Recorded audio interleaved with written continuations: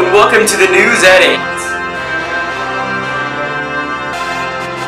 It is 8 o'clock p.m. on April 20th, 2020, exactly 10 years after the BP oil rig explosion in the Gulf, which ended up pouring 50 billion gallons of oil into the Gulf until it was pulled out of the water and sent into space via rocket on December 8th, 2017. The rig, however, had spilled so much oil into the Gulf that it actually spread out into the Atlantic Ocean, where it is now caked with oil. Nearly 5 trillion fish and other sea creatures have died due to this horrible disaster.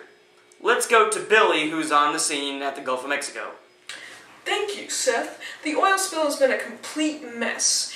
The Gulf had been shut down in February of 2011 because it was just too toxic for any tourists, not only in the water, but in the air as well.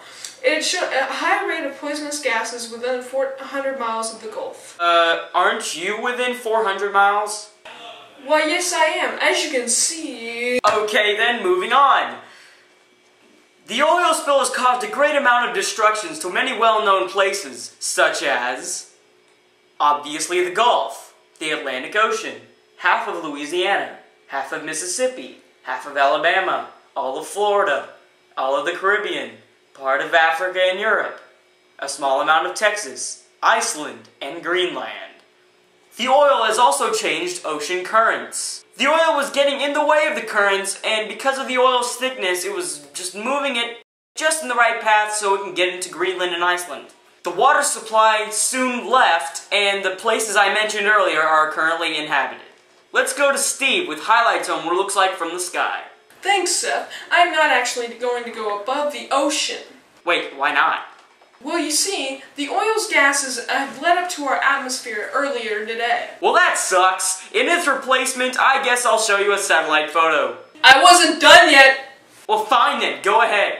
Thank you. I was going to say that it had rained oil in a specific area, and the oil in the sky is now suddenly rising up into our atmosphere, causing the oil to combine itself with both the sun and plasma, plus an element that has never been heard before, so causing the oil in the atmosphere to morph into an element that can burn through almost anything, and which in this case, our ozone layer. Scientists have called this the new element, BP succium. We have 2 to 3 days left to live before the sun's rays burn through our ozone layer-less atmosphere and burn us all into a large pile of crispy ashes, leaving us begging for all the pain to stop before we all become human fried chicken.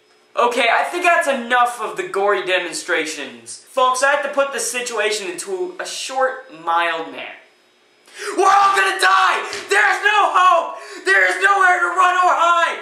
The ice will melt and we will all die! We will all flood and gag on our own waters! We will all die horrible deaths!